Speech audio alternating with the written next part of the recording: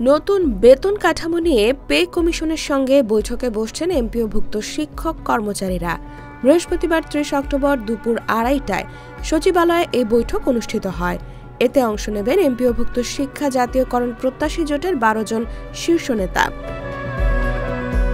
জোটের সদস্য সচিব অধ্যক্ষ দেলোয়ার হোসেন আজিজি সামাজিক যোগাযোগ মাধ্যম ফেসবুকে এক বিজ্ঞপ্তি শেয়ার করে বিষয়টি নিশ্চিত করেছেন।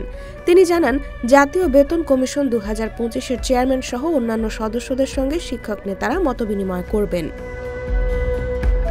অর্থ মন্ত্রণালয়ের অর্থ বিভাগের অতিরিক্ত সচিব ও জাতীয় বেতন কমিশনের সদস্য সচিব মোহাম্মদ ফরহাদ সিদ্দিক স্বাক্ষরিত বিজ্ঞপ্তি অনুযায়ী সরকারি চাকরিজীবীদের বিভিন্ন অ্যাসোসিয়েশন বা সমিতির সঙ্গে ধারাবাহিকভাবে এই মতবিনিময় সভাগুলো অনুষ্ঠিত হচ্ছে।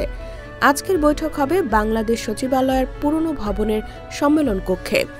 এই দিনে ইউজিসি অফিসার্স অ্যাসোসিয়েশন, বাংলাদেশ সচিবালয় কর্মকর্তা কর্মচারী সংযুক্ত পরিষদ, বাংলাদেশ আন্তঃবিশ্ববিদ্যালয় কর্মচারী ফেডারেশন, বাংলাদেশ সরকারি কর্মচারী সম্মিলিত পরিষদ, আন্তঃমন্ত্রণালয় কর্মচারী association, Bangladesh bank officers welfare এবং এমপিওভুক্ত শিক্ষা জাতীয়করণ প্রত্যাশী জোট প্রতিটি সংগঠন আলাদা সময় কমিশনের সঙ্গে আলোচনা করবে। এমপিওভুক্ত শিক্ষক কর্মচারীদের পক্ষে সভায় উপস্থিত থাকবেন অধ্যক্ষ মাইনুদ্দিন, অধ্যক্ষ দেলোয়ার হোসেন আজিজি, মোহাম্মদ মতিউর রহমান, মোহাম্মদ হাবিবুল্লাহ রাজু, মোহাম্মদ শান্ত ইসলাম, অধ্যক্ষ মোহাম্মদ আলাউদ্দিন, মোহাম্মদ নুরুল আমিন হেলালি, মোহাম্মদ জহিরুল ইসলাম, মোহাম্মদ তোফায়েল সরকার, মোহাম্মদ রবিউল ইসলাম, মোহাম্মদ রাসেল মণ্ডল এবং মোহাম্মদ মাহবুব আলম।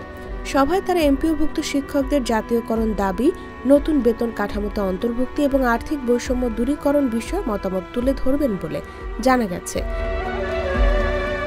এ বৈঠককে শিক্ষক মহলে গুরুত্বপূর্ণ হিসেবে দেখা হচ্ছে, কারণ এর ফলাফলের ওপর নির্ভর করছে এমপিওভুক্তদের ভবিষ্যৎ আর্থিক অবস্থার দিক নির্দেশনা।